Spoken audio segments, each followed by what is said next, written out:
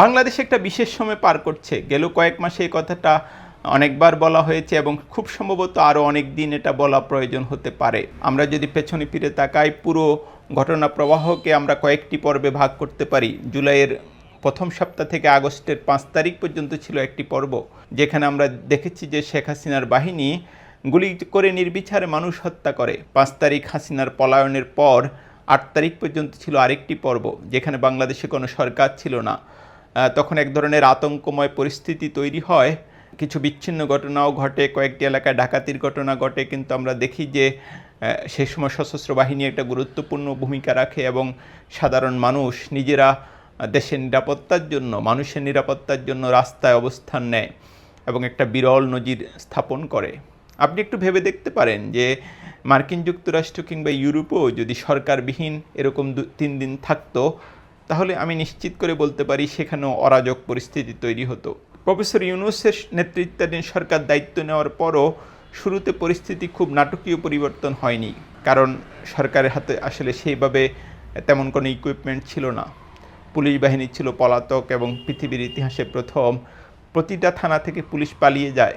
তখন আমরা যেটা দেখেছি যে মানুষের নিরাপত্তা নিশ্চিতে সেনাবাহিনী সর্বোচ্চ চেষ্টা করে এবং অন্যান্য বিমান বাহিনী, নৌবাহিনীও। এই পরিস্থিতিতে সরকার যখন পুরো বিষয়টা পুনর্গঠনে মনোযোগ দেয়, আমাদের সেটা মনে রাখতে হবে যে দেশের অর্থনীতি তখন ভেঙে পড়েছে। আইন শৃঙ্খলা বাহিনী, যেটা বললাম, পুরো পুলিশ বাহিনী পলাতক। তারপরে হচ্ছে গিয়ে পুরো রাষ্ট্র সমাজে এক ধরনের বিশৃঙ্খলা, অস্থিরতা। সেই মুহূর্তে পলাতক আওয়ামী লীগ সরকারের যারা সংশ্লিষ্ট বা আওয়ামী লীগের যারা সংশ্লিষ্ট, তারা তো পালিয়ে যায়, অনেকে নানা জায়গায় আত্মগোপনে যায়, কিন্তু তারা একটা বড় জিনিস বেছে নেয়, সেটা হলো গুজব। তারা প্রতিনিয়ত গুজব ছড়াতে থাকে এবং এটা আসলে পৃথিবীর অনেক দেশেই স্বৈরশাসকরা যারা এরকম পলাতক পালিয়ে যেতে বাধ্য হন কিংবা পতন হয় যাদের, তারা আমরা গত অনেক বছরে এটা খেয়াল করেছি যে গুজবকে তাদের প্রত্যাবর্তনের একটা প্রধান মাধ্যম হিসেবে ব্যবহার করে এবং সমাজে অস্থিরতা তৈরির জন্য তারা গুজবকে হাতিয়ার করে। বাংলাদেশে আমরা যেটা দেখি, আওয়ামী লীগ তো এই গুজব স্বাভাবিকভাবে, আওয়ামী লীগের নেতাকর্মীরা এই গুজব প্রচার করতে থাকেন এবং এর মাস কয়েক পরে এক পর্যায়ে আরও এক শ্রেণীর বিশিষ্ট ব্যক্তি এই গুজবে নিজেদেরকে সামিল করে এবং তারা অনেকেই হয়তো সেভাবে আওয়ামী লীগ সংশ্লিষ্ট নন, কিন্তু তারা সমাজে এক ধরনের কি বলা যায় অবিশ্বাসের পরিবেশ তৈরি করে। তারা একটা ধারণা দেওয়ার চেষ্টা করে যে ইউনূস সরকার, কখনো বলে যে ইউনূস সরকার কয়েক বছর থাকবে, আবার কখনো বলে ইউনূস সরকার টিকবে না।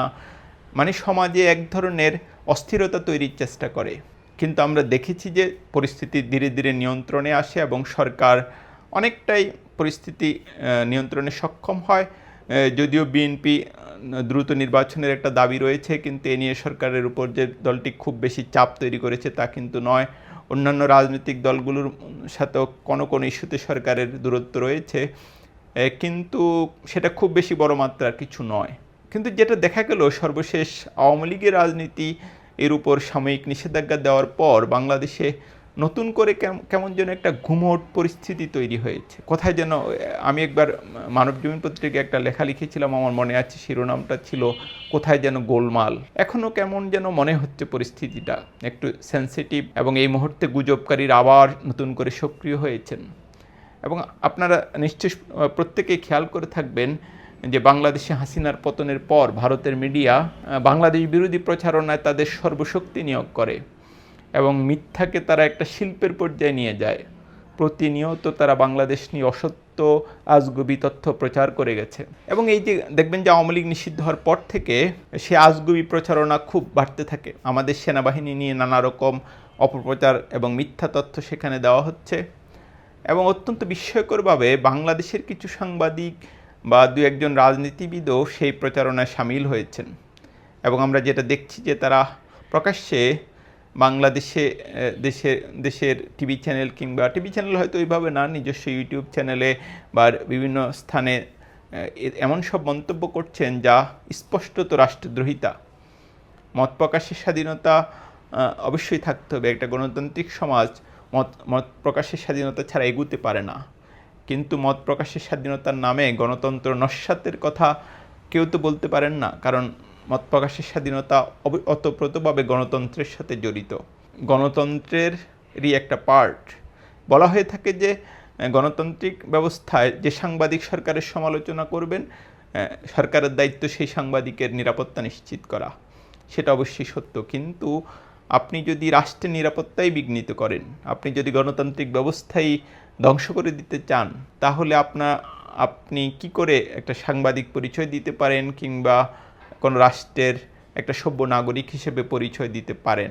তা আমরা যেটা দেখছি যে প্রফেসর ইউনূস সরকারের বিরুদ্ধে এই যে গুজবকারীরা এবং নানা ফর্মে, নানা প্ল্যাটফর্মে এবং নানা প্রক্সি ওয়ারের মাধ্যমে সরকারকে অস্থির করার চেষ্টা করছেন এবং নানা রকম সংশয়, অবিশ্বাস তৈরি করার চেষ্টা করছেন। সরকারের উচিত এটা শক্ত হাতে পরিস্থিতি নিয়ন্ত্রণ করা, আর রাজনৈতিক দলগুলোর উচিত তাদের মধ্যে এই যে দ্বন্দ্ব, প্রতিনিয়ত তাদের মধ্যে যে আমরা দূরত্ব দেখছি এবং অনেক ইস্যুতে ইচ্ছাকৃত কিংবা অনিচ্ছাকৃতভাবে বাহাস এবং বিতর্কের তৈরি করা হচ্ছে, এটা কিন্তু বাংলাদেশের গণতন্ত্রের পথে যে যাত্রা সেটাকেই মানে ক্ষতিগ্রস্ত করছে। এবং তাদের উচিত নিজ স্বার্থেই এক ধরনের রাজনৈতিক সমঝোতা বা ঐক্যে পৌঁছানো। আমি বলছি বিএনপি, জামায়াত এবং এনসিপির কথা।